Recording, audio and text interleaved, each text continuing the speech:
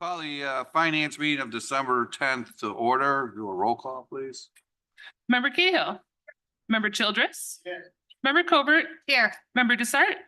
Member Eckhoff. Member Evans. Member Galassi. Member Garcia. Member Heather. Member Honig. Member Krajewski. Here. Member LaPlante. Member Ozak. Member Rutledge. Member Schwarzy. Member Tornatori. Member Yu. Here. And Member Zay. Okay. Move on to public comment. Anybody sign in for public comment? Keith, nothing to say? Okay. All right. So the Finance Committee has received public comment via our online portal per the board policies. Those comments were provided to members yesterday so they can be reviewed. Comments submitted electronically will be included in the minutes of this meeting. Moving on to Vice Chair remarks. Boy, my coffee's already cold here. So Matt's. So Sheila, I think, Sheila, you got a mat in front of you. You want to show everybody that mat there, but we have one there. And then I think there's one Member Zay by my desk. If you guys take a look at that and let Nick know which ones you like, and we'll get those ordered. So yeah, so take a look at those. So other than that, no other comments by the vice chair, but get your mat requests in. Moving on to approval of our minutes. We get a motion to approve the minutes. Okay, any additions, comments, questions on that? All in favor, say aye. You oppose, that motion carries. Budget transfers. I get a motion for budget transfer 24-3273. Any questions, comments? All in favor, say aye. You oppose, motion carries. I get a motion for budget transfer 24-3304. Questions, comments on this one? All in favor, say aye. Any opposed? That motion carries. Move on. Budget transfer motion for 24-3274. Questions on this one? All in favor, say aye. Any opposed? Motion carries. Procurement requests. Let's see, I'm not here. Who would like to take the finance one? We could go. Member Garcia, how about that? Sure. Make a motion to approve FIP 003124 recommendation for the issuance of a contract purchase order to Alliant Insurance Services, Inc., Trinity Risk Solutions to provide DuPage Care Center liability insurance for the period of January 1st, 2025 to January 1st, 2026 for finance tort liability for a contract total amount not to exceed $290,536. Questions, comments on this one? All in favor, say aye. Aye. Any opposed? That motion carries. Move on to Human Services. Member Schwarzy. Thank you, Member Krajewski.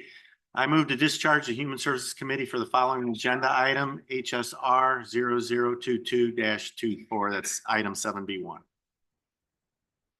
Any questions on that? All in favor of discharging committee? Aye. Any opposed? Motion carries. Thank you. I move on HSR 002224, authorization to apply for plan year 2025 Adult Protective Services grants funds from Age Guide Northeastern Illinois. Any questions on this? All in favor, say aye. Any opposed? Motion carries. Member Schwarzy. Thank you. I move on HSP 5424, recommendation for the approval of a contract purchase order issued to Leading Age Illinois for annual membership dues for the DuPage Care Center for the period January 1st, 2025 through December 31st, 2025 for a total contract total amount not to exceed $32,400. Other professional services not suitable for competitive bid per 55 ILCS 551022. Any questions on this one? All in favor, say aye. Any opposed? That motion carries. Member Schwarzy. Thank you. I move on HSP 5524, recommendation for the approval of a contract purchase order issued to McKesson Medical Surgical Government Solutions LLC for prime supplier for general medical and surgical supplies for the DuPage Care Center for the period of January 15, 2025 through January 14, 2029 for contract total not to exceed $1,115,000. Any questions, comments? All in favor, say aye. Aye. Any opposed? Motion carries. Member Schwarzy. Thank you. I move on HSP 5624, recommendation for the approval of a contract purchase order issued to Music Speaks LLC for music therapy services for the residents at the DuPage Care Center for the period January 12, 2025 through January 11, 2026 for a contract total not to exceed $60,462. Any questions on this one? All in favor, say aye. Motion carries. Thank Go ahead, you. Member Schwarzy. I move on HSR 2124, approval of issuance of payments by DuPage County to energy assistance providers through the Low Income Home Energy Assistance Program, HHS grant for program year 25 in the amount of $2,849,134. Any questions on this? All in favor, say aye. Aye. Any opposed? Motion carries. Thank you, Member Schwarzy. Moving on, judicial public safety, Member Evans. Thank you, Mr. Vice Chair.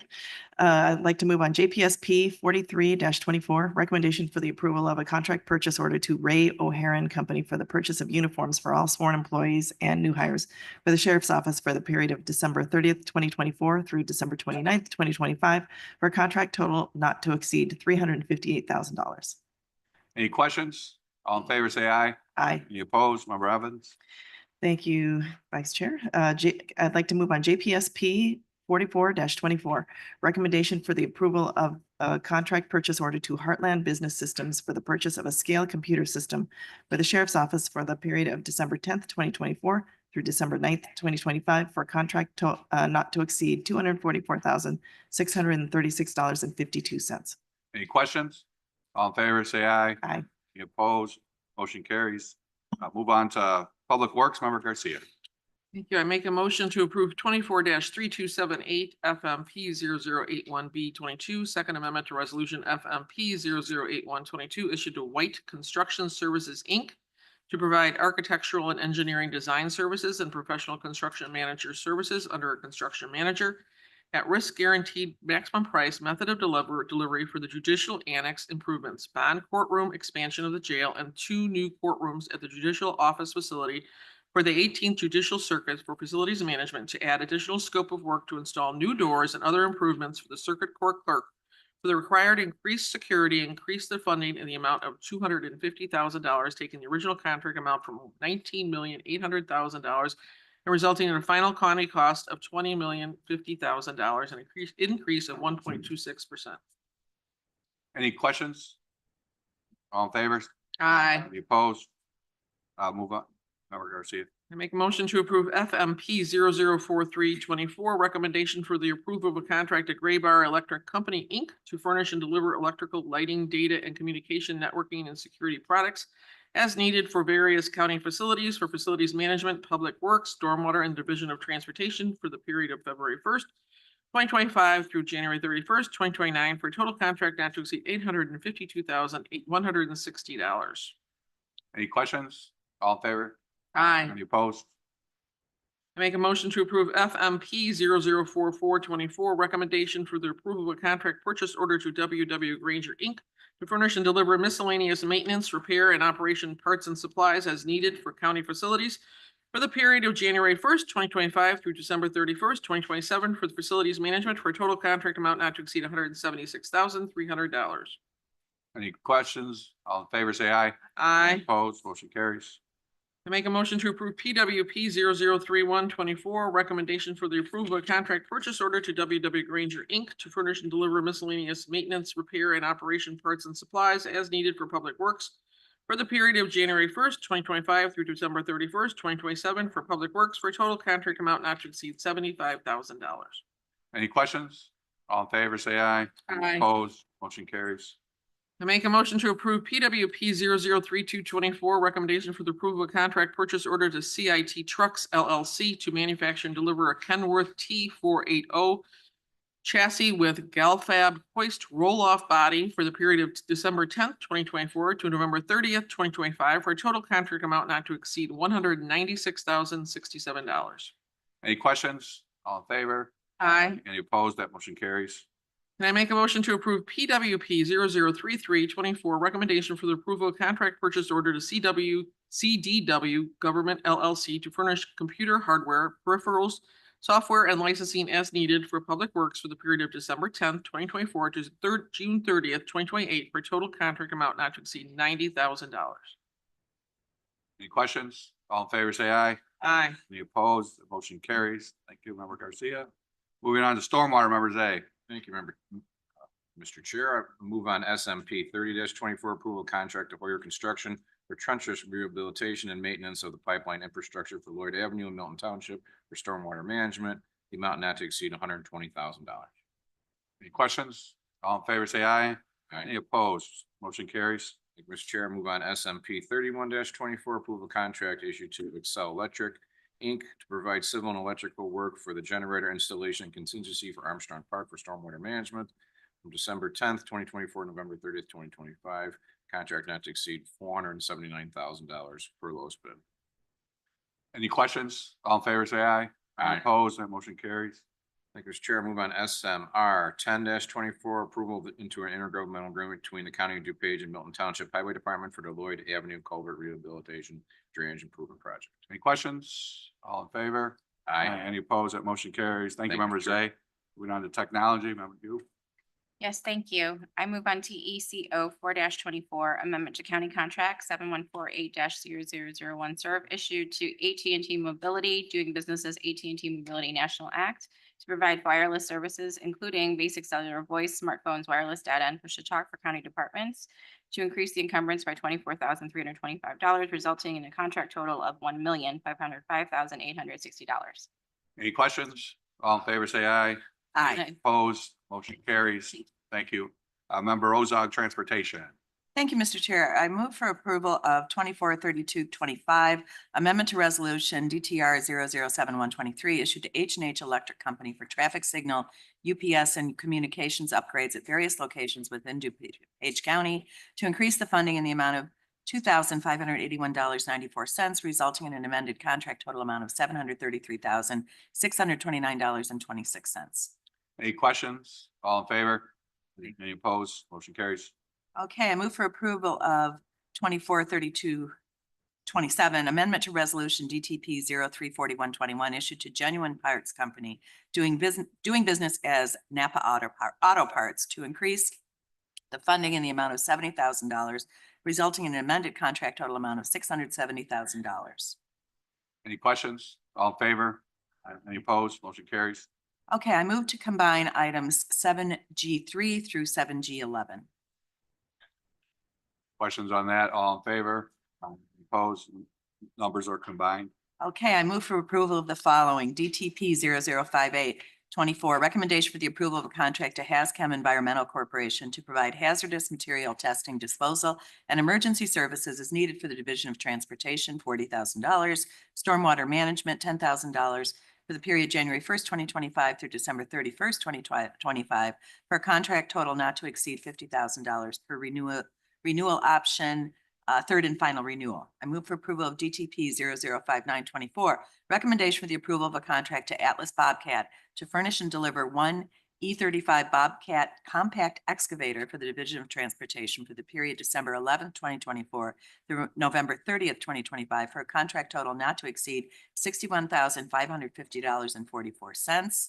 I move for approval of DTP 006024, recommendation for the approval of a contract to Equipment Depot of Illinois to furnish and deliver one new Genie electric boom lift for the Division of Transportation for the period of December 11th, 2024 through November 30th, 2025, for a contract total not to exceed $75,244. I move for approval of DTP 006124, recommendation for the approval of a contract to Atlas Bobcat to furnish and deliver one T770T4 Bobcat track loader for the Division of Transportation for the period December 11th, 2024 through November 30th, 2025, for a contract total not to exceed $84,028.33.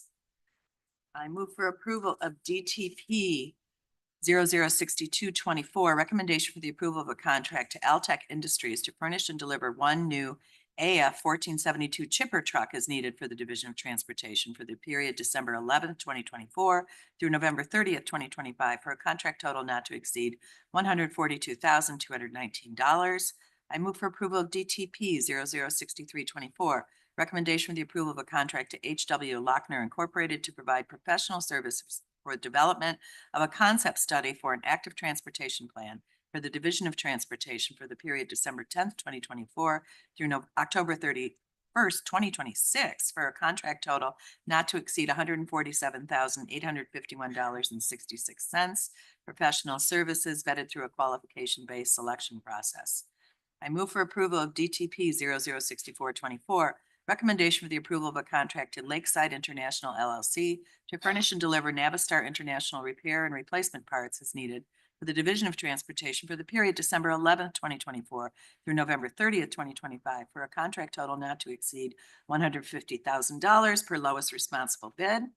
I move for approval of DTP 006524, recommendation for the approval of a contract to Parsons Transportation Group for professional traffic engineering assistance and signal coordination and timing upon request of the Division of Transportation for the period December 10th, 2024 through October 31st, 2026, for a contract total not to exceed $180,000 professional services vetted through a qualification-based selection process. I move for approval of DTP 006624, recommendation for the approval of a contract to Diascoto Incorporated to provide professional Phase 1 engineering services for the Division of Transportation for the 91st Street sidewalk enhancements for the period December 10th, 2024 through October 31st, 2026, for a contract total not to exceed $292,448.90 professional services vetted through a qualification-based selection process. Any questions on any of these? All in favor? Aye. Any opposed? Motion's carried. Okay, I move for approval of DTR 004424, resolution approving the use of county-owned land and future financing for the DuPage County Division of Transportation's proposed highway maintenance facility. Member Desart? Thank you, Vice Chair. First of all, let me say I'm completely in support of this. I think it's great that we're using our resources here on campus. Just a couple of questions. I know that so through a combination of motor fuel tax and the local gas tax funds, each of the next 3 years, we're going to be giving, or there's going to be $20 million for this project, which brings us to $60 million. So I know I should know this, but I don't. So where's the extra $22 million coming from? That's the first question. Thank you. And I'll hand it over. They're ready for you. We'll do a combination tag team here answering. So we don't know for sure whether it's going to be the up to 22 million or 20 million. It's going to be bid out this summer, and then hopefully it is less than that. But any shortfall will be made up from a couple different avenues, either surplus that comes throughout the years, or worst case scenario, it would be a loan out of our reserve account that we have at the county, and that would be paid back in full by DOT over a period of 8 years that you see in here. Okay, great. And my second question is this. So each of the next 3 years, $20 million from the gas tax and the motor fuel tax. I'm not sure how to ask this, but what items will not be paid for then because we're using this money for the new building? Does that make sense? Yeah, it's a Okay, great good, question. good. Thank you. Yeah, it does make sense. We've been basically saving this money as we go along from our existing budget. So it's something we've been planning for quite a while. These discussions started in about 2019. So they've been basically putting a little bit away here and there. So it will not cut any project from the program. Okay, great. And thank you both. And again, I totally support this project. Thank you. And I know I didn't sit on transportation these last 2 years, but prior to that on transportation, staff Schneider at the time when we do budget, we'd get current year and then do a 5 and kind of year plus outlook. Remember, Ozog's not in her head because she does that now. And we had projects that would be funded like road projects, et cetera, but they always did have those placeholders in there in future years of 20 million or so, showing that it was going to be done. It's just, they kept shifting it year after year. But I know remember Ozog does a 5-year outlook on projects and what they're going to be spending. So that was staff. Okay, all in favor? No, can I have a roll call vote? Roll call vote, please. Okay, roll call, please. Member Ozog, Yes. Member Rutledge, Member Schwarzy, Member Tornatori, Member Yu, Aye. Member Zay, Member Cahill, Member Childress, Member Covert, Aye. Member Desart, Member Eckhoff, Member Evans, Aye. Member Galassi, Member Garcia, Member Heather, Member Honig, Member Krajewski. Aye. Member LaPlante. No. Motion carries. Move on, member Ozog. Okay, I move for approval of DTR 004524, intergovernmental agreement between the County of DuPage and the City of West Chicago for the installation and future maintenance of lighted street name signs at the intersection of Roosevelt Road and County Highway 18 Crest Road, and at Roosevelt Road and County Highway Faven Parkway Estimated county cost, $10,000. I move for approval. I'm sorry, I didn't combine. So all in favor? I'm sorry. We did get a second, right? Okay, any It was questions? a roll, as they say in transportation. You do a real good job with that, moving through quickly. Being on a roll. yeah. Any questions? All in Sorry. favor?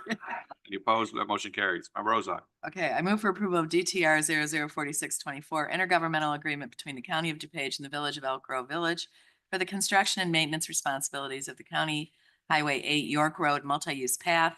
Estimated county cost, $149,500. Any questions? All in favor, say aye. Aye. Any opposed? Motion carries. And finally, I move for approval of DTR 004724 intergovernmental agreement between the County of DuPage and the Village of Bensonville for the construction and maintenance responsibilities of County Highway 8 York Road multi-use path. Estimated county cost, $557,031. Questions? All in favor, say aye.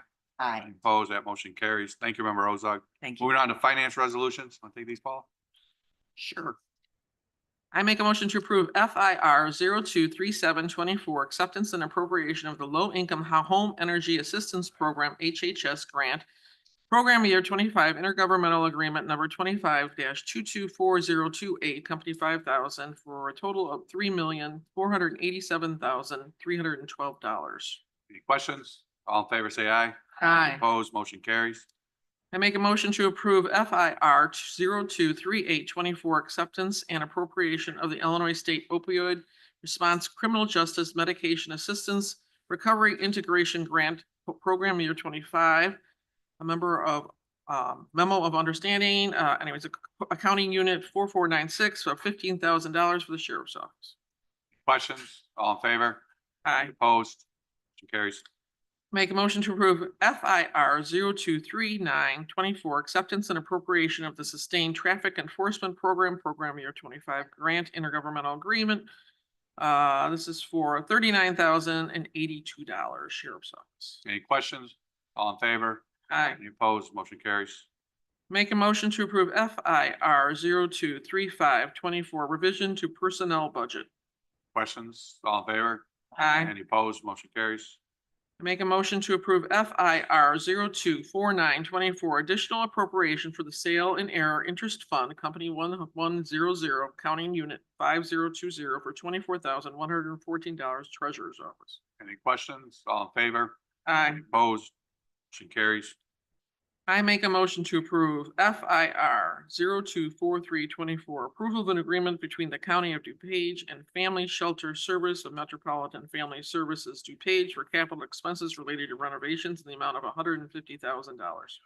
Any questions on this one? Member Garcia? I just want to give kudos to Member Yu, who has been the strong force behind this. And she took a tour of it and was showing me pictures. It's something that is desperately needed. So I think that there is a big thanks to Member Yu for being the initiator of this. So. Thank you. Any other questions? Thank you, Member Yu, for bringing this forward. All in favor? Aye. Any opposed? Motion carries. Make a motion to approve FIR 024724 approval of an agreement between the County of DuPage and DuPage County Health Department for the use of opioid settlement funds for fiscal year 2025. Any questions for you? Thank you. My question is, I think in the agreement, it doesn't actually give a money amount, if maybe I'm wrong. And I was just wondering if it's like a certain percentage, if it's all of it, if it just adds time and we reimburse them. I just wanted to ask that.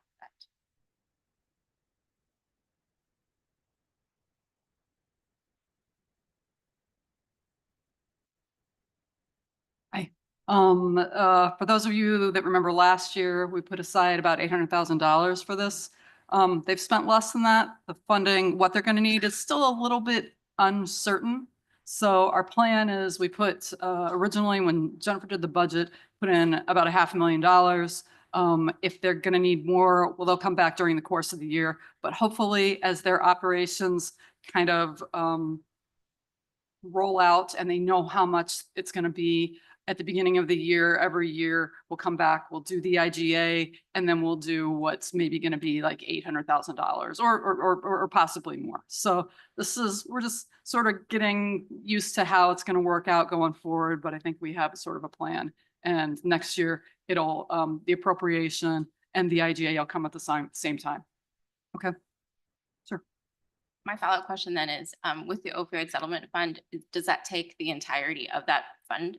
Will there be some leftover and will it be used for No, something else? There's a lot left. The balance, yeah, more, I want to say more than, he said.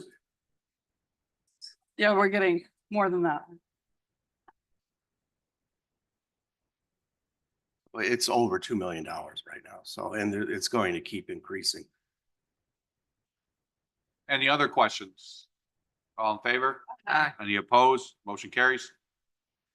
I make a motion to approve FIR 22224, approval of a grant agreement between the County of DuPage and Child Friendly Courts Foundation for the Safe Harbor Children's Waiting Room in the amount of $106,000 corporate interest. Any questions? All in favor? Aye. Opposed? Motion carries. I make a motion to approve FIR 24024, approval of an intergovernmental agreement between the County of DuPage and the Village of Westmont for the Liberty Park Water Expansion Project in the amount of $700,000. Any questions, Member Garcia? Yeah, I just wanted to say I'm very thankful for this. This is something that former board member Liz Chaplin was actually spearheading in this area. And one thing I think as county board members, we should be really proud of is getting clean water to our residents. So I think this is something we should all be really proud of. So. Any other questions? All in favor? Aye. Any opposed? Okay, I make a motion to approve FIR 24124, approval of an intergovernmental agreement between the County of DuPage and the Village of Westmont to promote regional tourism in coordination with the FMC natatorium in the amount of $50,000 ARPA interest. Any questions? Member Cahill? Yes, I just wanted to thank Member Galassi for bringing this forward because this is a really good item for economic development for DuPage County. And I thank her for her efforts in that area. Any other questions? All in favor? Aye. Any opposed? Motion carries. I make a motion to approve FIR 24224, approval of an extension to the grant agreement between the County of DuPage and DuPage PADS for an education specialist from June 30th, 2026 to November 30th, 2026. ARPA. Any questions on this one? All in favor, say aye. Aye. Any opposed? Motion carries. I make a motion to approve FIR 24424, approval of a second amendment to the grant agreement between the County of DuPage and the DuPage Senior Citizens Council for the drive-through meals program to increase the grant amount by $42,450 to cover the remaining November and December meal pickups. Any questions on this one? Member Garcia? Just to call out that December, this next Saturday will be the only one in December. So anybody who's interested in helping out in that meal program, it's here at 421 parking lot between 9 and noon. Any other question? All in favor, say aye. Aye. Any opposed? Motion carries. Make a motion to approve FIR 24624, approval of a second amendment to the grant agreement between the County of DuPage and Choose DuPage for participation in the Greater Chicagoland Economic Partnership to decrease grant funds in the amount of $29,675.12 for an amended grant amount of $454,324.88. ARPA. Any questions on this? All in favor, say aye. Aye. Any opposed? Motion carries. Make a motion to approve FIR 24824, resolution approving the reallocation of American Rescue Plan Act funds in the amount of $1,968,985.33. ARPA items. Member Rutledge? Thank you, Chair Krajewski. Are these unspent ARPA funds that we're clawing back? Yeah, everything had to be allocated by No. November 30th. And Right. so staff went to all the different park districts, townships, everybody we had allocated money to. And for whatever reason, some came in a little less than what they had asked for. So this is all the money that came back. It was 1.968 million. And where is it going And from here? So then from there, staff went back and looked at various things. Stormwater was the first one. Stormwater had spent qualified ARPA money of about $750,000. So they're going to put in $750,000 into reimbursing stormwater general fund. So stormwater will have $750,000. So I know a lot of us that have asked if stormwater will be happy. And then I think $250,000, or was it $250,000 was facilities. Here it is, the allocations, $955,000 for stormwater. Look at that, Jim, it's even more. And so, and then they went through facilities. Facilities incurred 255,000 of qualified ARPA expenses from the general fund. So those are going to be put back into reimbursing facilities, and they'll have that in their surplus or their reserve. And then the last was, remember many of you, we had discussions regarding communities or counties and villages, states could take revenue replacement to use ARPA to replace revenues if they were decreased. In our case, it had not, but they didn't allow every community also to take an automatic $10 million revenue replacement, which we did, but we had only used 9 million of that cap. So the other 750,000 is just going to go into our $10 million exemption, which will be in the general fund, and we can do with whatever we decide to do with that in the future. So we'll have an extra 3/4 in reserves. If I didn't cover any more, you can give us more specifics and more detail. So much clearer than what I would have done.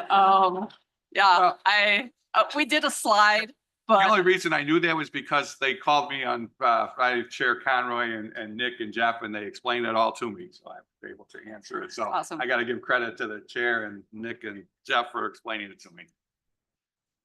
But so any other questions regarding this? All in favor? Any opposed? That motion carries. We'll move on to informational items. Member Garcia. I move to receive and place on file payment of claims, appointments, and I think that's it, right? Get a second on that? Okay. All in favor? Aye. Any opposed? Motion carries. We'll move on to our presentations, Mission Square presentation.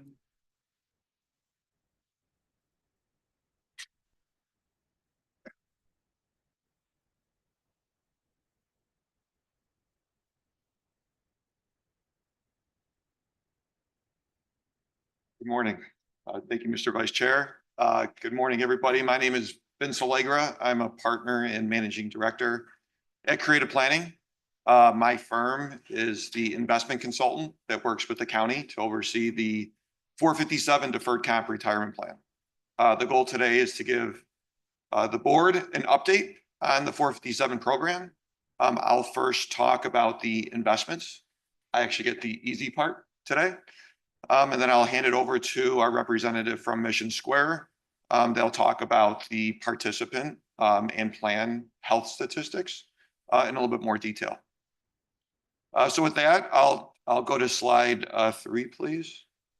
I'm happy to report that assets in the county's 457 program hit just a shade under $90 million.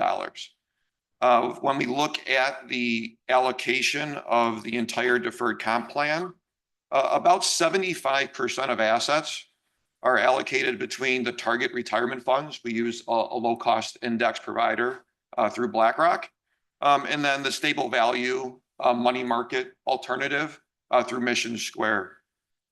When we consolidated our vendors about 5 years ago to Mission Square, those were the 2 asset classes we used in the consolidation process. So here we are about 5 years later, and about 75% of plan assets remained in the conversion investment strategies. The other 25% of assets in the retirement plan, those are county employees proactively going in and selecting those investments. I just want to bring your attention to the second holding on this page. This is the largest proactively selected investment in the county retirement plan. It is the S&P 500 index fund. It has a little over $12 million, about 14% of total plan assets. This is also the lowest cost investment in the entire retirement plan. So I just bring that up to highlight when participants did select their own investment, they did migrate to the lowest cost investments offered within the deferred comp plan. If we can go ahead to slide 5, please. I also wanted to highlight a couple features here at the bottom in the total plan assets. We did provide new additional resources when we consolidated the plans with Mission Square. Loans, we did make loans an allowable feature. Today, there's about $623,000 of loans. It does seem like a lot, but it is less than 1% of plan assets. That is actually very healthy. The other one below that is self-directed brokerage. So we did provide an option for employees that wanted more investment options than the core lineup that we've selected on their behalf. About $1 million or about 1% of total plan assets are utilizing this feature. Through the self-directed brokerage window, they can really choose whatever investments they want, or they can hire their own investment advisor to help them manage their county deferred comp plan. So we do see some participants taking advantage of that new feature. Moving on to slide 7, please. This is where I get to deliver the good news. 100% of the investments in the deferred comp retirement plan passed our investment monitoring criteria for the quarter and for the year. This is a green light, yellow light, red light system.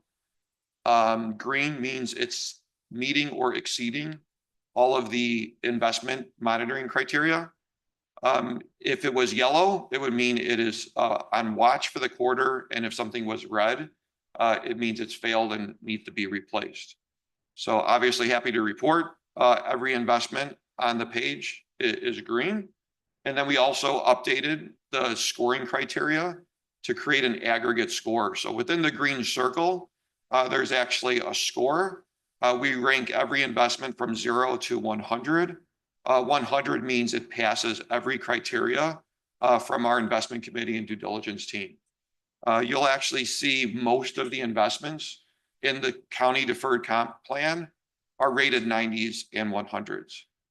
We have one investment that's rated 60, which is on the lower end of passing, but otherwise every investment is not just passing, they're actually passing by a very wide margin. Looking at performance year to date, we know markets are performing quite well. Every investment in the entire deferred comp plan outside of cash and fixed income is not just positive, but up double digits. We have some investments up 20% or more year to date, with some investments up close to 40% over the last 12 months. So I am happy to report that from an investment perspective, it is rainbows and sunshine in the county deferred comp.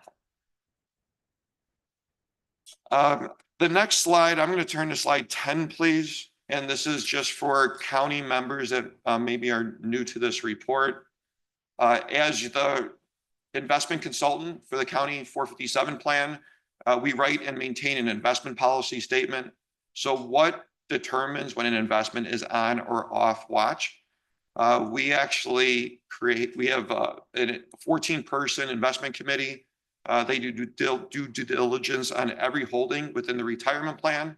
And then this is our scorecard system. So across the top, these are the criteria that we monitor on a quarterly basis. We look at each investment and do they pass or fail each criteria. And then it all rolls into an aggregate score, which is published all the way to the right. We have different criteria for target date funds, and this is the default investment for any county employee who does not want to manage their retirement account. It basically is a professionally managed solution by BlackRock that manages to your retirement date, which is age 65. If we could move on to slide 12, please. We also have the same scorecard or the same process for index funds. Currently, we are offering plan participants 5 really low cost index funds. So any county employee who wants to focus on extremely low fees for their investments, they have 5 really good building blocks here, and they could build whatever portfolio they want with fees as low as 0.01 to about 0.05.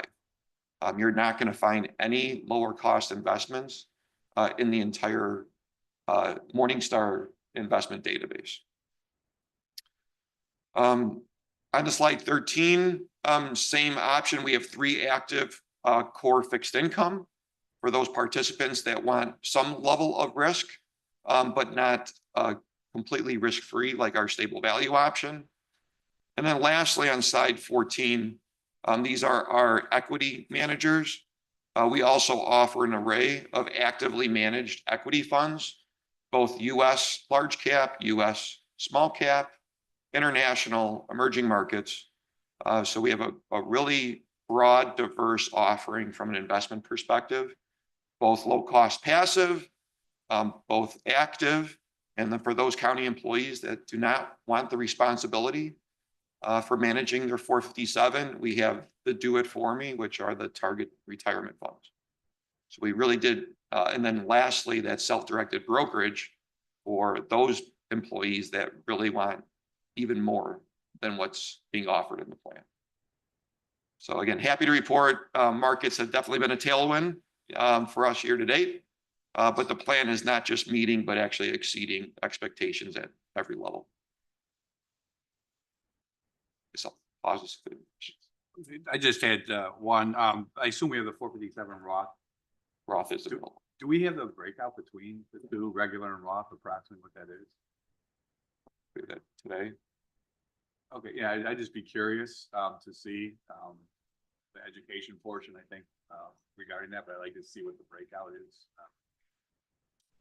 And then I don't know, do you see much, we have a lot of people coming in, is there much transfers in of, once the person starts here that gets on a plan, do we have a number of how much has been transferred in from employees' old plans? Okay, then you can answer that when you come up. Other questions for Vince? Thank you. Thank you. Chair.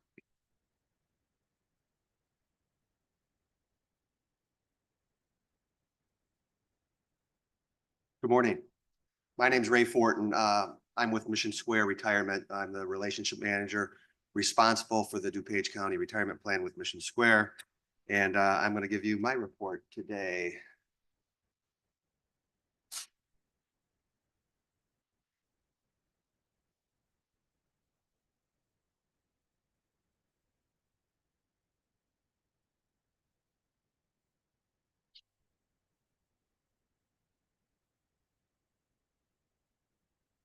Go to the next slide, please. Nope, if you go back one, thank you. So as of the end of October, $86.9 million. My figures are a little off from Vince's because he was using September 30th as his numbers. Over 1,300 participant accounts we manage. The average balance there, you can see that just a little over $63,000. We kind of use that as a benchmark in the industry on how the employees are doing saving for the retirement. The private sector, if you want to compare public sector to private sector, the average participant balance in these types of retirement plans is a little over $100,000.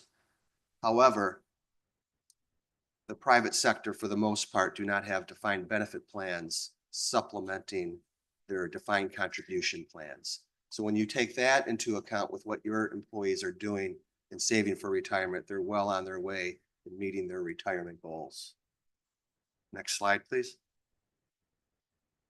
If we break out those that are actively contributing in the plan versus those separated from service, you can see there's a little over 700 that are actively contributing, representing $38 million. Separated from service, 552 individuals, 39, almost $40 million. So you have more individuals who are no longer with the county in this plan in terms of numbers of ex-employees and in terms of dollars. Keep that in mind as I go to the next slide, please. Here's the active versus separated growth going back to 2019. It was 620 individuals that were active back in 2019 when we took sole possession of the retirement plan. Year to date, 2024, 701.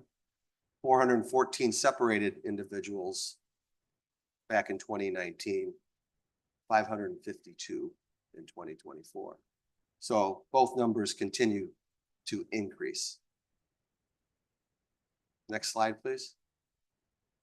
Looking at the plan's asset allocation, this is something Vince already touched on with that bar chart on the right there.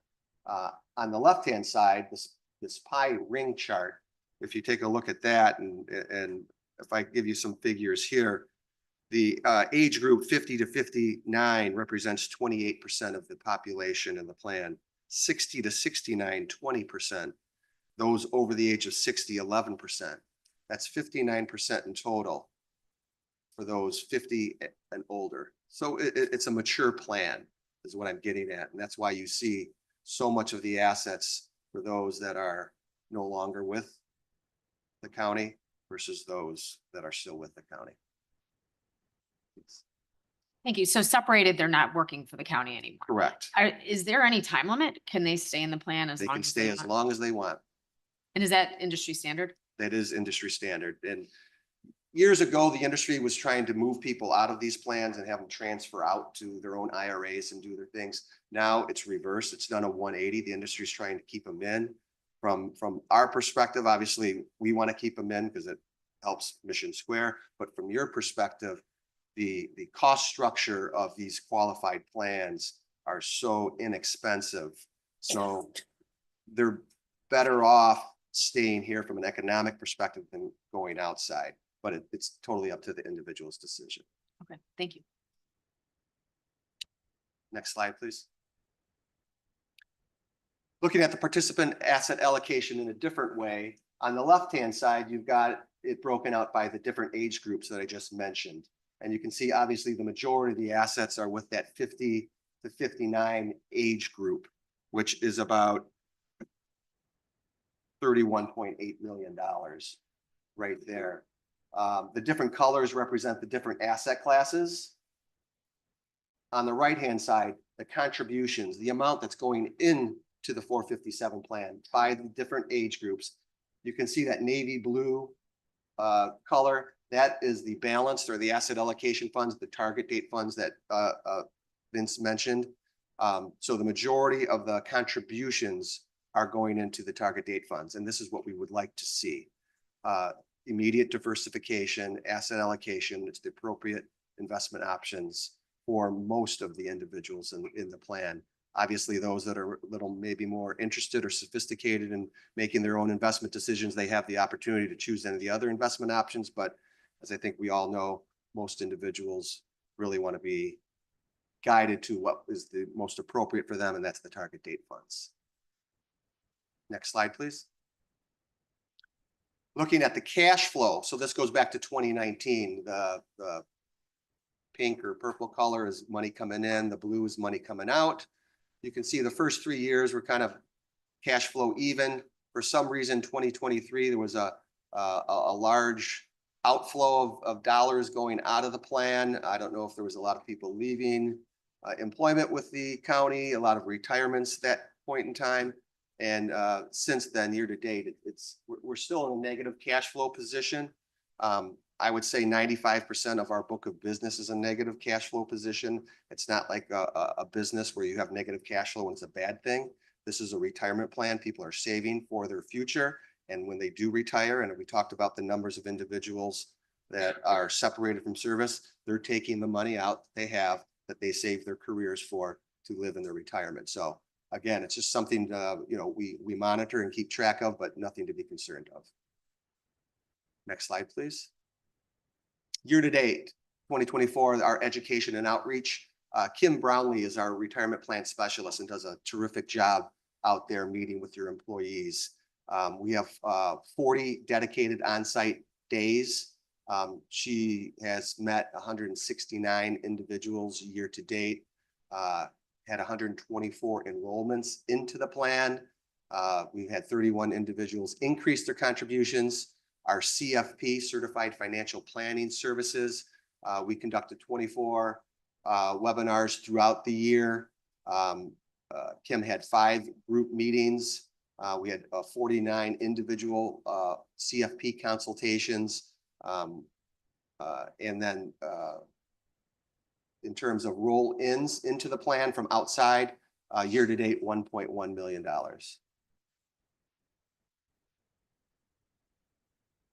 Next slide. So we have a kind of a multi-channel approach to engage the employees, which is, we know it's critical for the public sector because we realize there's probably more than 60% of the employee population is not sitting at a desk looking at a computer. So we reach them out in various ways through our mobile app, our financial wellness center, newsletters, et cetera, et cetera. And, you know, we focus on each quarter with a different theme, and you can see those themes outlined there. This is for next year's communication outreach. And we keep a focus throughout the year on your goals and objectives, which are our goals and objectives of getting new enrollments, increasing the education of the participants, increasing their savings rates, and providing them information on how to invest their dollars. Next slide. That's all I have. Can I answer any questions? Member Evans? Thank you, Chair. My question is, if someone dies and leaves their Mission Square account to like their survivors, can they keep that and keep reinvesting it? I mean, are they allowed to become kind of our customers? Yes, I they think that are. would be preferred. Yeah, Okay. the account changes from that individual's name to a benefit, whoever the beneficiary is. Okay, great. Thank you. Member Rutledge? Thank you, Chair. I'm just curious where your thought process is with the incoming administration. We're going to see a lot of changes. That's my first question. And my second question is, where are you on crypto? The first question, when President Trump was in office, his first term, he made some tax law changes that are set to expire in 2026. So we anticipate they would extend those same tax breaks.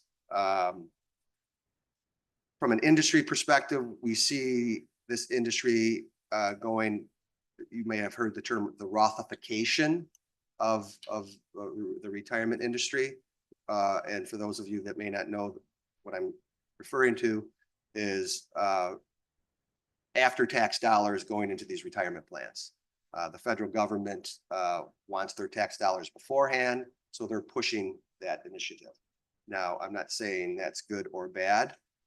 Having the ability to contribute in the plan after tax through the Roth feature or pre-tax, there's merits to both.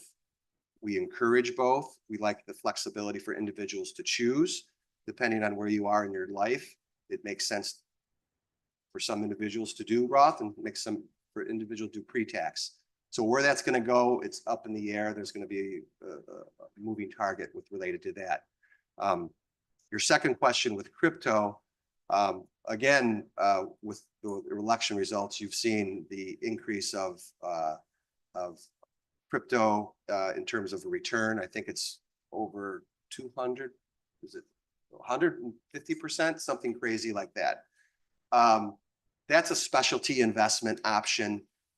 My personal opinion, and I could defer to our investment expert here, is that's a specialty.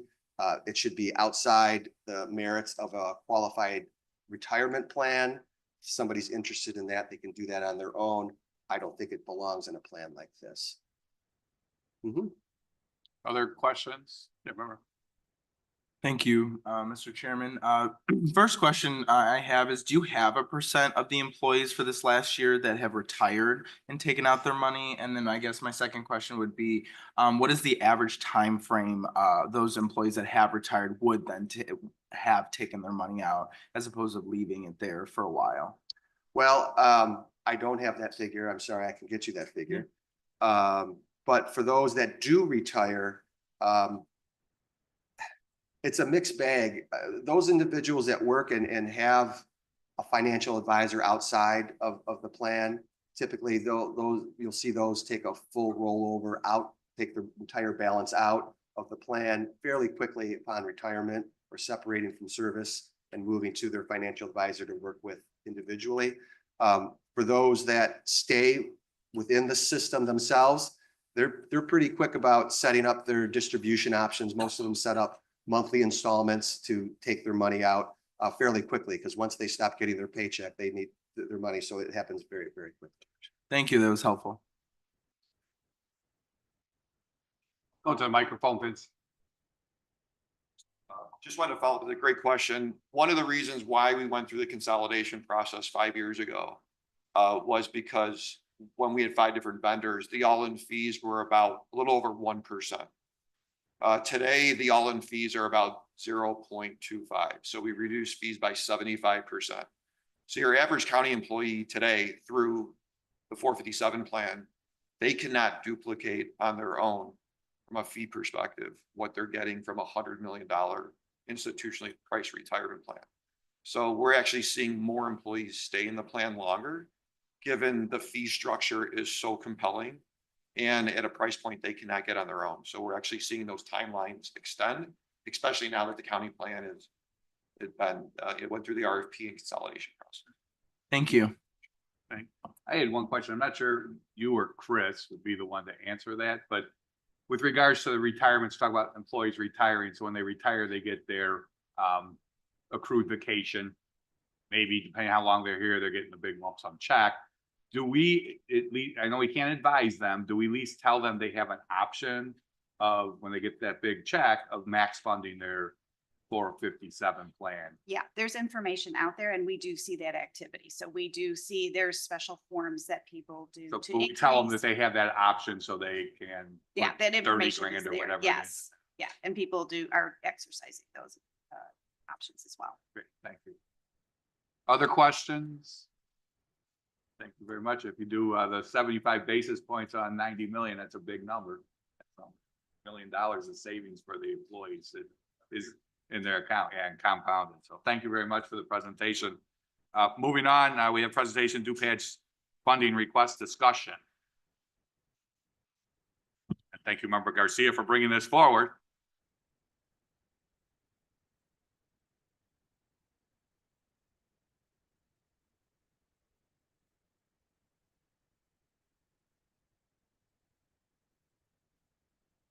Good morning, everybody. And I thank you so much for taking this under consideration. Around November 26th, I got a call from a constituent who was having, actually was a local library, that they had an unhoused patron that was in the library that was not, that was causing some issues in the library. So we're looking for some issues, and thus ended up a conversation between community services and PADS, and I found out that they would love to help, but that there was an amount of unhoused people this year, and it has been overwhelming for PADS and for actually the whole county.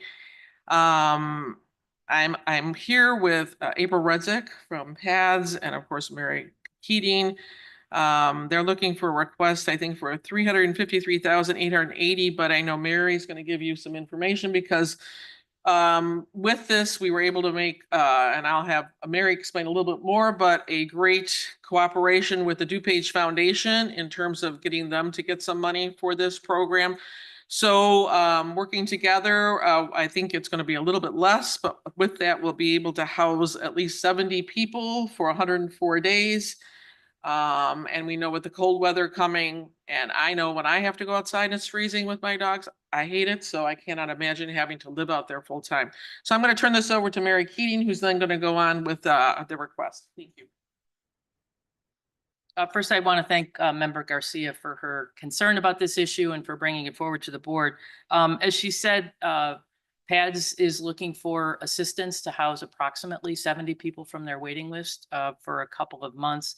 PADS board has committed $150,000 out of their own reserves to cover this cost, but it left them $353,000 short. We reached out to the folks over at the DuPage Foundation. We've built a really strong partnership through our community transformation grants.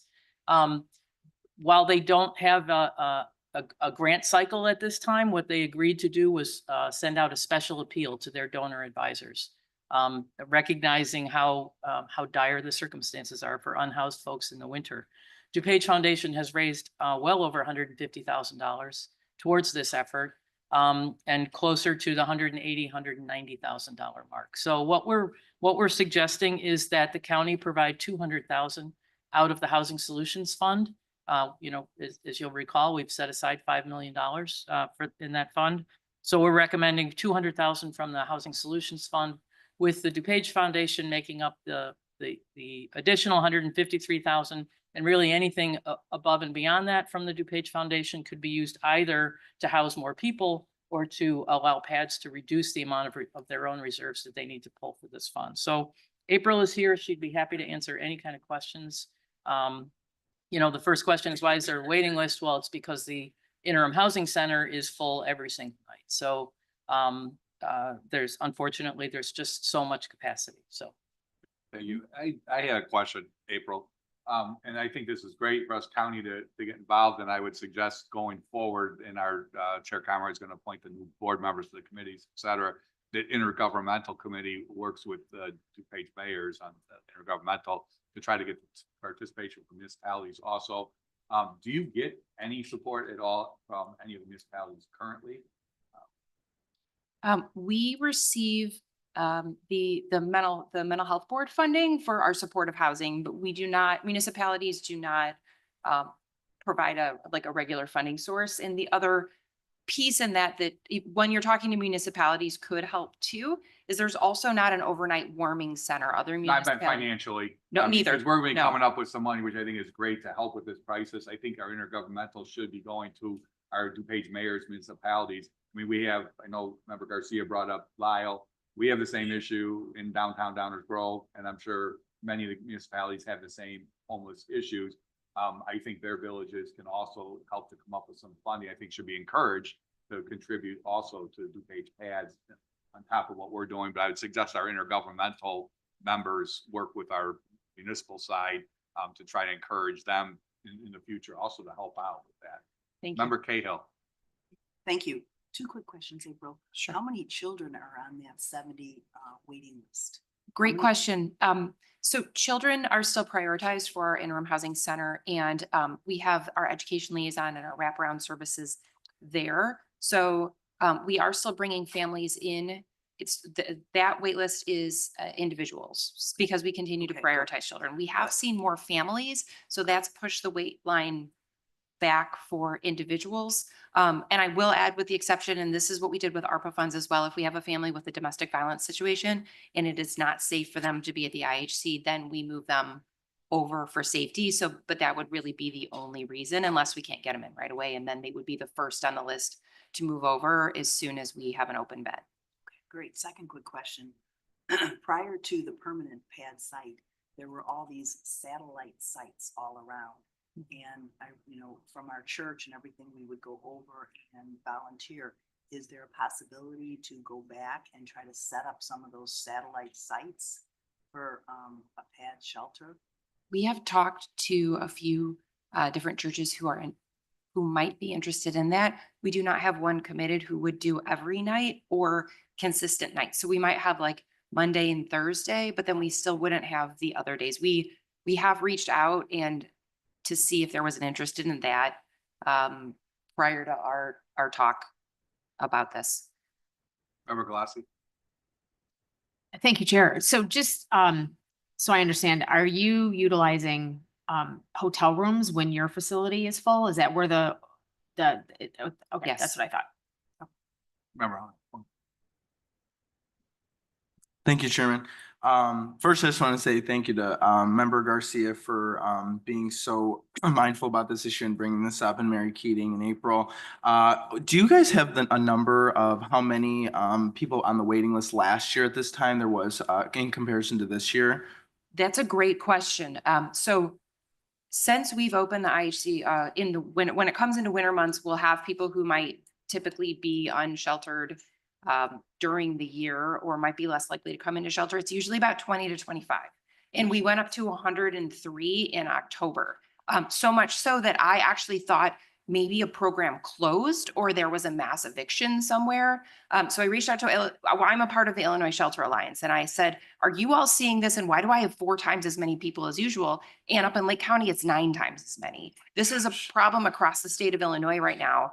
So I'm part of the Community Advisory Council for the Governor Pritzker, and Christine Haley was presenting, and that came up there too. She said it has a lot to do with the cost of affordable housing right now and the fact that rental costs have gone up 40% over the past 4 years. And so it's kind of been going up where there's been more folks but they had eviction prevention funds. And there was a point during this year when Illinois' eviction prevention funds went away. And so she thinks that's the uptick.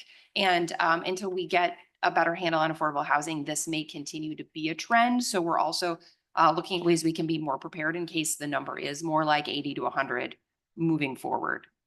Thank Great you. question. Yeah, Thank you. and to my comments to Member Krajewski, I think working in the intergovernmental committee to take preventative measures to this, because I mean, 70 people's a lot. And to, you know, I feel like going forward, working with municipalities and also hearing more from you guys of what the need is in the community so that we can do it all that we can to jump on this issue as fast as we can, because like Member Garcia said, I mean, the winter's, you know, approaching rapidly. And, you know, as, you know, affordable housing becomes more and more of an, you know, an issue here in this county, we need to take that proactive approach for the people of DuPage. So thank you, April. Thank you. Member Zay? Thank you, Mr. Chair. You know, I understand you're going, but I think every time I see like DuPage Foundation, our grants and everything else, DuPage pads is always on that list. And I think the county's been very good to DuPage pads. As Member Cahill said, I also in my church would go and volunteer and do anything. What's PAD's long-term solution? Because obviously that was working for years since COVID. The only direction I see is you guys doing basically hotel rooms, which I do have to defend some of our municipal members because some of those hotel rooms and those hotels they use are the biggest calls for service they have in their area for fire and police. I mean, that's a big issue for them. So again, I have no problem with helping out, but what's the long-term solution? And can we get a breakdown of the money that we've given DuPage pads over the last several years? Because they're on CDBG, they're on a lot of the other grants, they're on the transformational DuPage Foundation. I mean, I know we work with them, but we also gave them $10 million. So I mean, that's part of it. But I mean, again, as we keep going, and you said this is a bigger deal, we need to come up with more of a long-term solution and a long-term fundraising idea where we can not come to these times in winter and at the holidays where it's a call for, you know, a necessity that we need. We should be planning more in the future because obviously this is not getting any better. It's just getting worse. That's a great question and thank you. So let me begin by saying I am super, super grateful to all of you for what you have done to allow us to help people. Homelessness is an issue that has increased since COVID.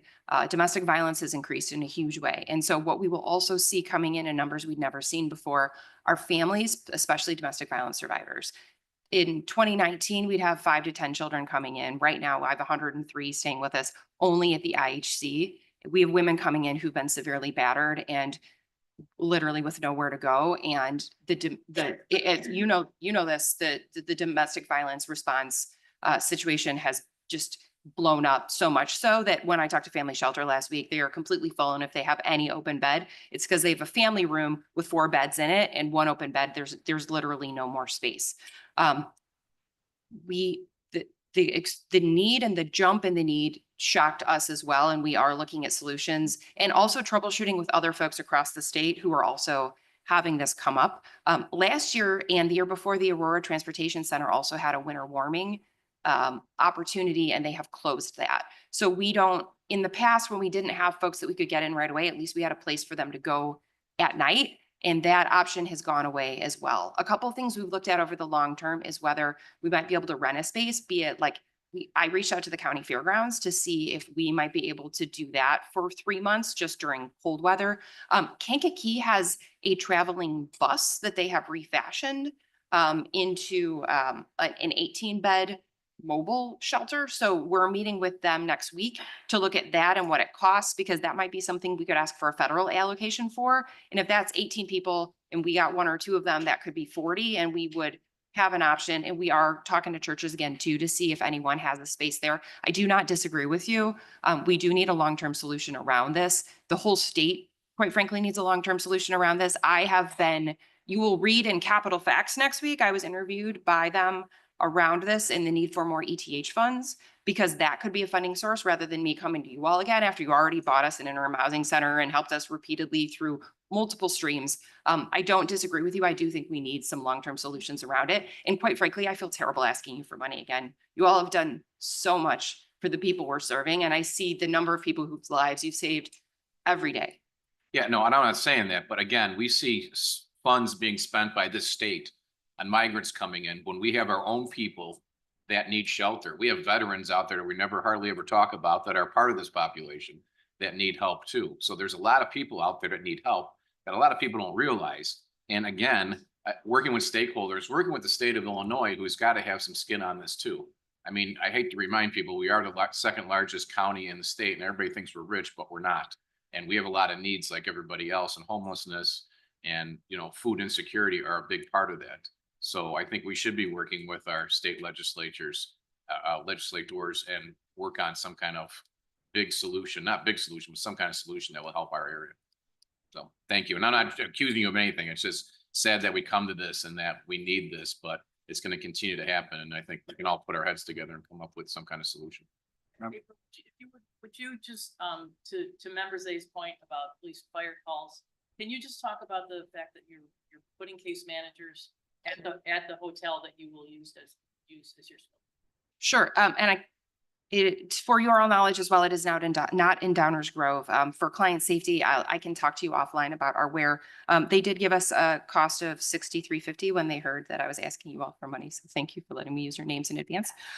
We will have 2 staff present during the day at the hotel that we're looking at using so that we can give case management services and make sure everyone is okay and connect them to what they would need.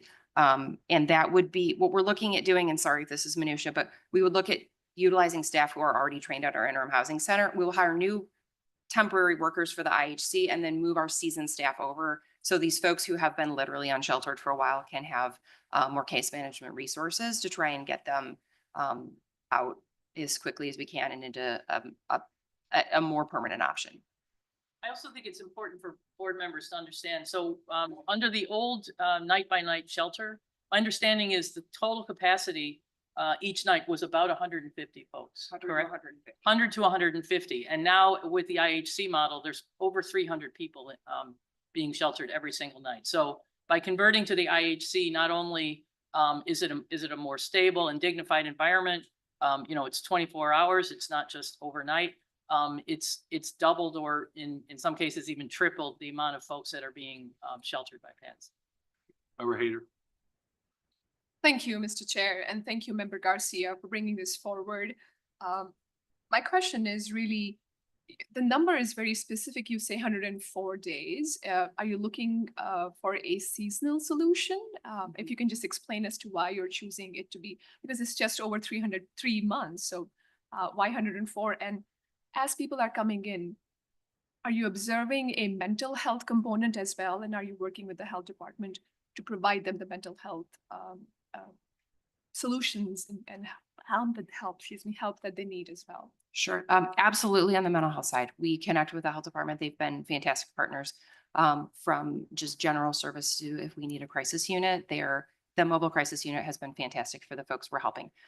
The number of days has to do with going through March. Just assuming that at the end of March, it'll warm up enough. What we look at doing is coming in and starting these services when it gets, we actually started a couple of people who are very health vulnerable last week, but we look at when it gets so cold that people cannot survive outside.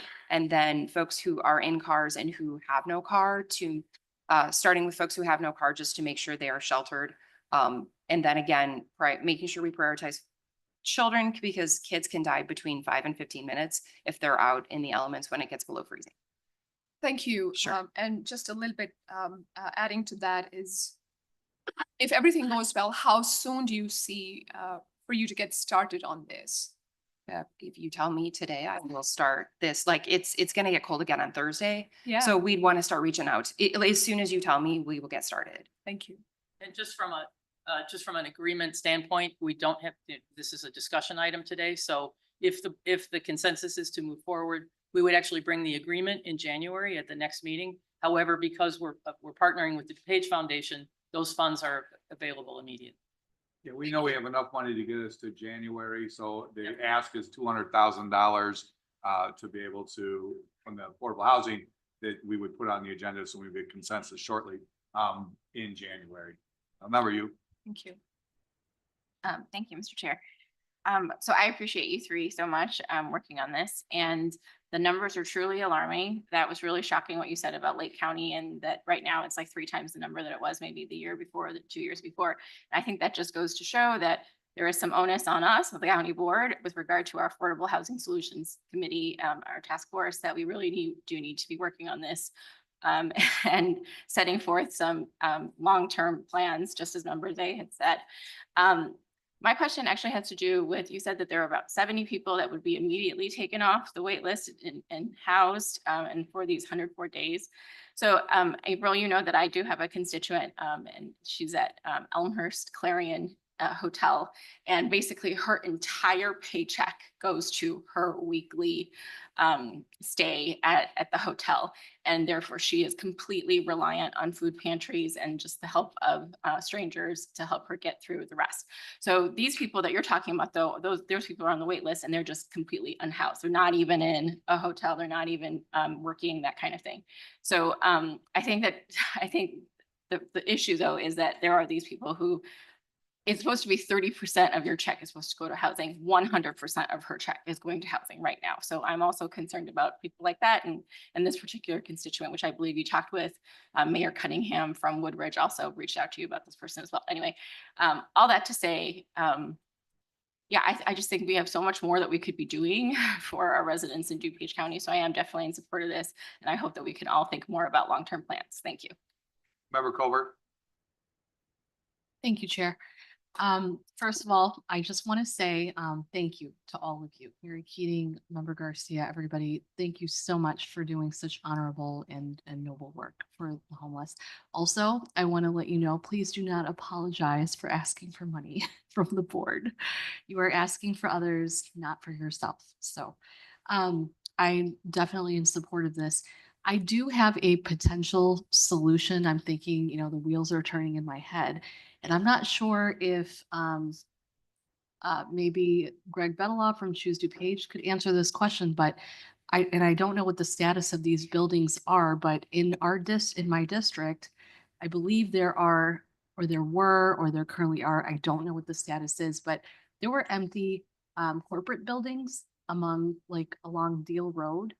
And I don't know if they've been filled up, but is there a possibility if they are not filled up, we can maybe convert them or lease them out? I mean, it's an empty building. It's a big corporate building, but maybe rent out floors. They have bathrooms on each floor, and I don't know, do something with that long term and get Work DuPage involved, you know, in uplifting the homeless community and finding jobs and getting themselves up on their feet so they could actually, you know, have somewhere to stay, and then just kind of graduate them from there to go outside. I don't know who could answer that question.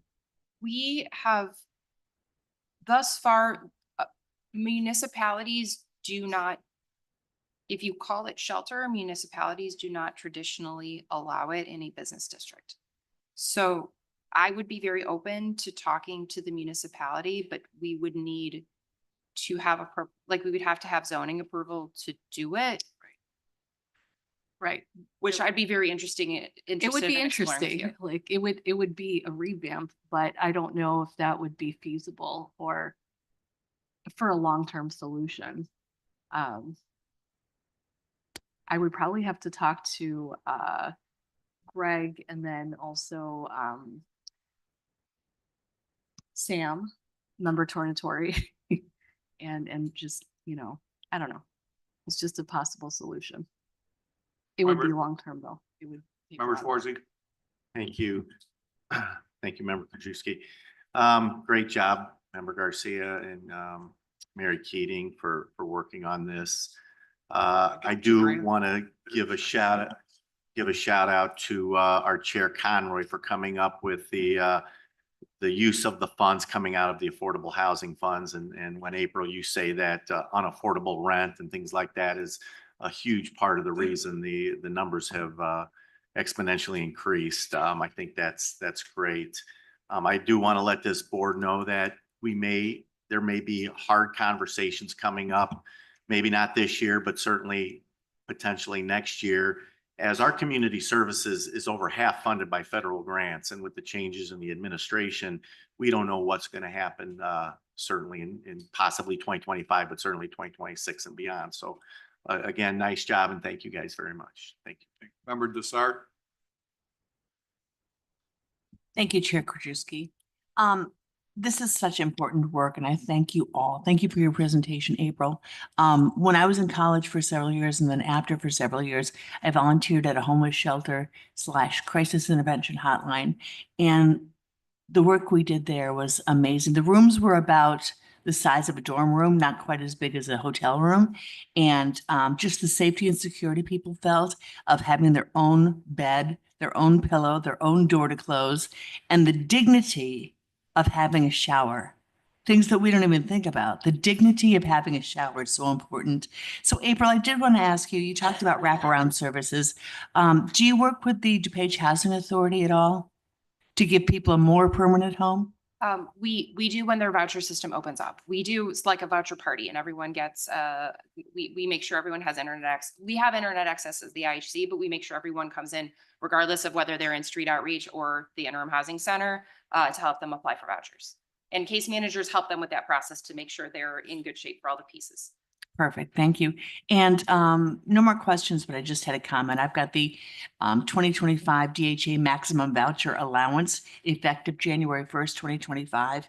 And I too, like Member Schwarzy, just am so grateful for our Chair Conroy for having developed an affordable housing committee, because there's so much we need to talk about. Like the vouchers, we don't have, the DHA doesn't have its own building. What we do is give out vouchers. And I just want to give you an example, 3 examples. In Naperville, the voucher is $1,650. In West Chicago, it's $1,740. And in Aurora, it's $2,310. My point with those examples is that people cannot find housing for those. I couldn't find an apartment in those communities for that low amount of money. So we just need to work on the Affordable Housing Committee, and I totally support this effort. Thank you so much. I've been getting you all your hands when you raise them, so I put them in order here. So just let you know, LaPlante's next, then Eckhoff, then Galassi, then Zay. So Member LaPlante. Thank you, Vice Chair Krajewski. I also wanted to echo some sentiments that were expressed here. Never, ever apologize to us for asking for money. That's our job. We are a fiscal board, and our job, we are tasked with taking care of the members of this community, especially the most vulnerable. The work you're doing is hugely impactful, beyond necessary, and it should never, ever be criticized, or you should never be made to feel that you're asking for too much or you're asking too often, because the need is there. The need is real. Something I would also like to point out is, if anyone has not had the chance to visit the permanent homeless shelter, I highly encourage it. To your point about the increase in domestic violence since post-COVID, and that we're seeing everywhere, that is what your amazing facility provides. A safe area, and this is what you explained to me. These families get to be together, they're safe. Moms can give their kids baths. They don't have to move all the time. This is so important, to offer refuge to these families that are escaping and fleeing domestic violence situations, and also anyone who is experiencing homelessness. We need to keep funding. We need to keep giving more. And I will always support this. So thank you for what you're doing. Please keep it up. Never apologize. Thank you. Member Galassi. Sorry, I thought Eckhoff was after me. Oh, I no, just. excuse me, what? Sorry, I missed you, Grant. Member Langer, I crossed you out already. You must have spoke quickly. Member Eckhoff. You're reading my mind. Crossed you. Thanks for coming in today. My sense is that there's been a continual increase in the need for these services over the last 10 years. Is the cause of that COVID or additional migrants, or just the general population evolving into this? Great question. A couple. So in 2020, COVID and people who were at the front line lost jobs in good numbers. So that was one. We would have a lot of parents whose kids were homeschooling who had a job where they couldn't not go. And so they got behind in payments because of that. So that's been one. We have watched landlords just increase rents by like $200 in a drop of a hat. And so, and that's just like with pads, and I sign those leases. So if that is the case, when I'm signing the lease, I know that for our clients who's signing leases, that can be an issue. 2020 to now, domestic violence is on the rise. And so we're getting markedly more domestic violence survivors than we had in past years. And then also just food prices have gone up. So if you're overpaying for your rent and then you can't afford milk in food, we're hand in hand with food pantries, because if one can prevent the other in so many cases, or at least we can be a support system to those go back. So it's not one, but those would be like my top one: cost of rent, DV, homeschooling, how that affected frontline workers, the rise in the delivery economy and that pay. We have a lot of folks who are in the DoorDash arena, and the money's not adding up. So the majority of our clients are working. It's the cost of living versus where their income's landing that's been a factor. All right, you said 70 people are going to be taken off the list? As fast as we can find them. Only Yes. 70. How many more people are left on the list? So we have 80, we had 103 and we brought it down to 87. We have 87 people total in our street outreach program. So we have 3 people who go out in the community. Like when I get calls from any of you that we have somebody on a corner, we'll go and check on them and see if they have access to housing and things like that. So those 17, some of them don't qualify for our services for safety reasons.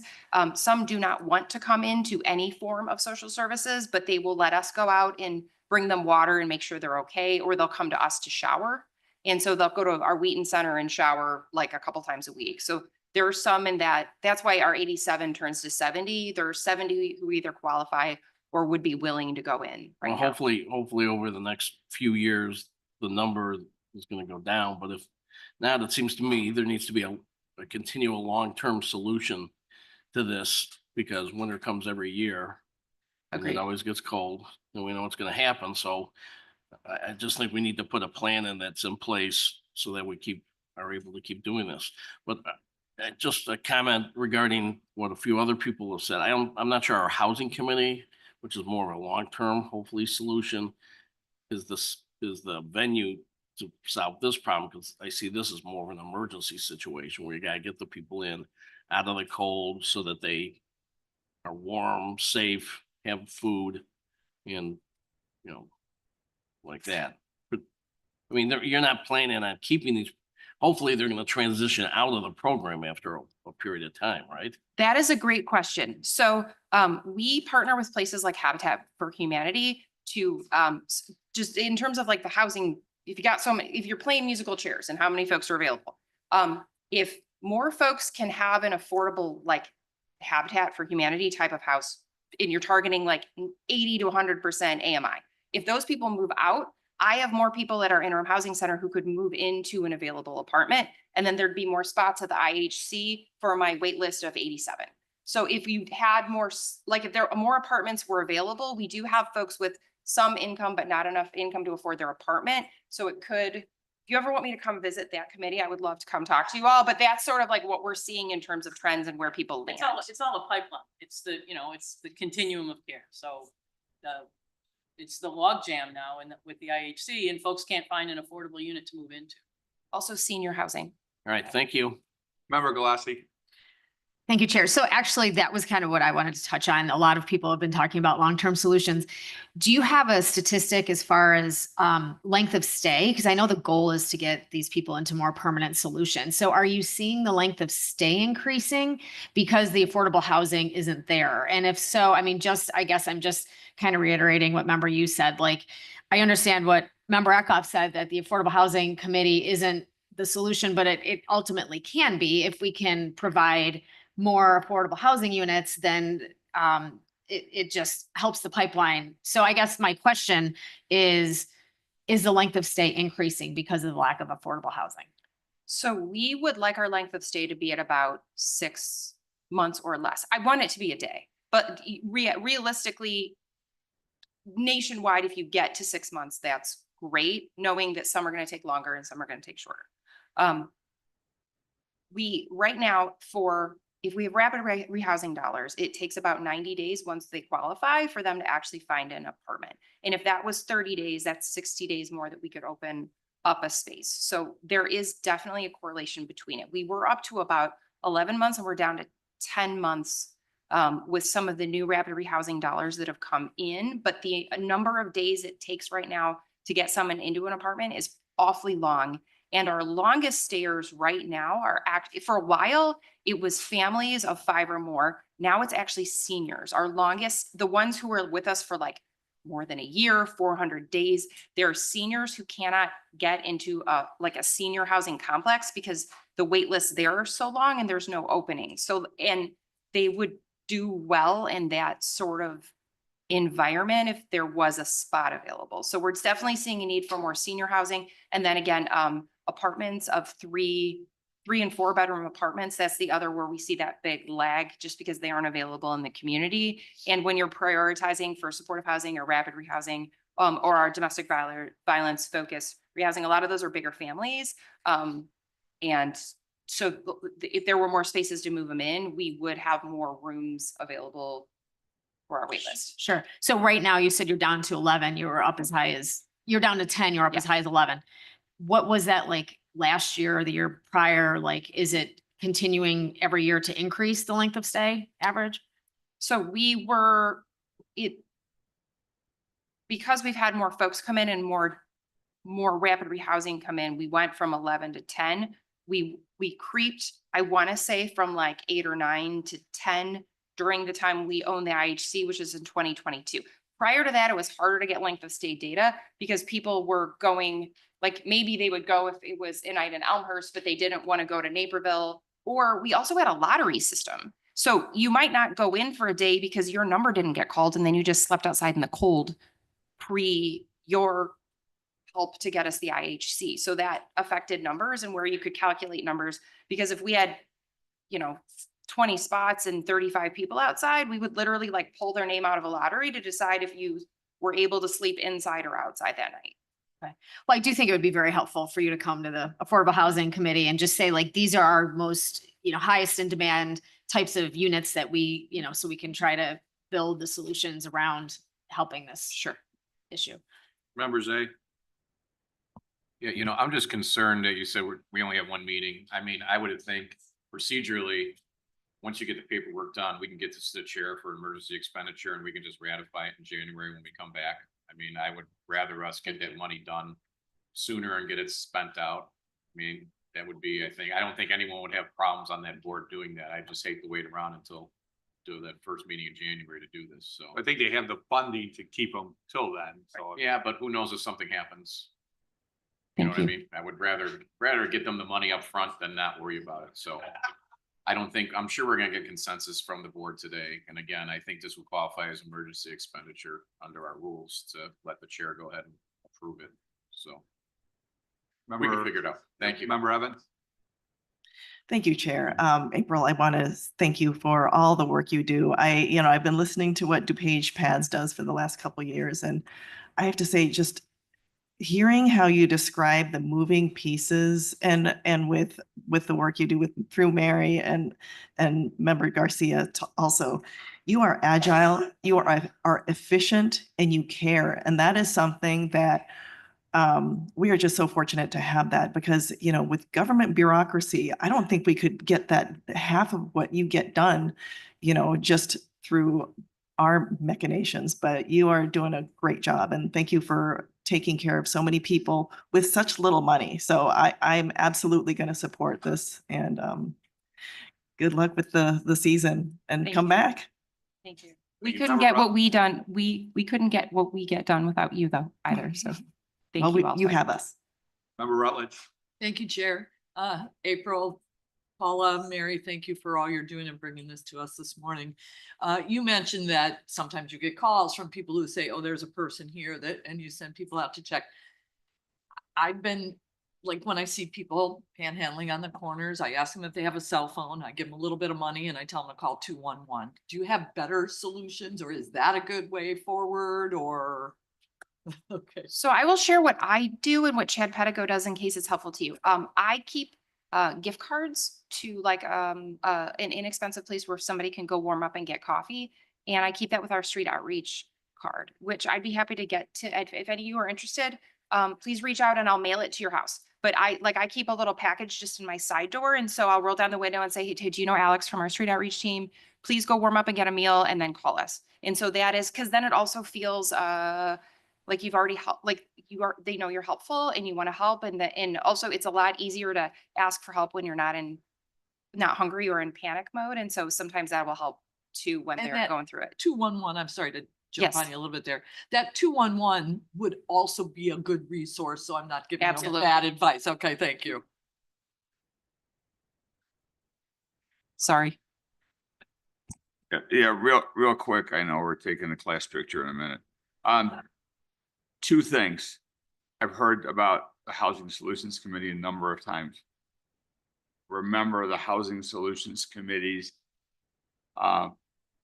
program was set up to look for affordable housing for people within the county who can't otherwise get it, who might be working professionals, just can't afford $3,000 or $4,000 a month for rent. If we want to change what our mission statement, what our policy is with that $5 million set aside, that's a policy decision. We can do that to make more money available for people like pads, et cetera. But that's something I think we have to talk about. The other thing is, as some of you know, I'm on the Illinois Housing Development Authority. I texted earlier our executive director and asked if there was any money available through IDA. And her answer was no, not normally, but they have special money available from ARPA to possibly pay for purchases of buildings. And they wanted to know if pads supplied. So my suggestion to you is to talk to me, get on the phone, give you a cell number, call IDA and see whether or not there's any money available. It's a $4 billion authority. There's any money available for homelessness. Normally IDA doesn't deal with homelessness. It's, purchases of homes, et cetera. But I got a board meeting there Friday, so I'm going to bring it up again. But in the meantime, maybe take a look at it. Okay. All right, so is everybody on board $200,000 out of the Home Solutions Fund? Yeah. And also Chair Conroy, I'm sure is watching if the staff can bring forward if it's the 10th or if it's an emergency. Everybody supports that to give Chair Conroy the ability. So either way, whatever is the best way forward is for staff. Also, if we could get members A or maybe the entire board, all the money that's been given to pads. Again, I would suggest intergovernmental, work with the municipalities also for long range solution. And then Chair Conroy, I'm sure she's watching, but either the housing solution could at least add to what they're looking at because it's affordable housing, but with regards to long-term solution, or maybe it's a committee that the chair will put together. But I think a long-term solution, many people have mentioned that. We should be looking at that too, in addition to the temporary need. I think you may have referenced the fairgrounds. I don't know if that's a temporary spot that could be converted right now. Bringing beds into, so staff will look at that. Any old business? Thank you all very much. Thank you. Any new business? Okay, everybody go get ready for the